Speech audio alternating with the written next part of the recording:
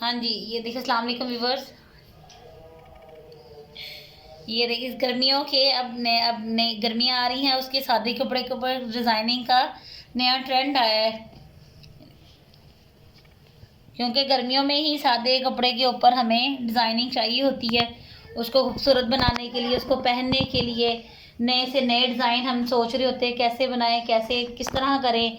तो ये देखिए एक और नया डिज़ाइन है। पहले हमने बताया था ब्लैक के ऊपर कट के भी, ठीक है, वो हम फिर कभी बताएंगे आपको। हाँ, इसके हमने दामन पे भी बनाया है और इसके ट्राउज़र पे भी है यही डिज़ाइन। अगर हमारी वीडियो पसंद आई है, इसको लाइक और सब्सक्राइब ज़रूर करिएगा।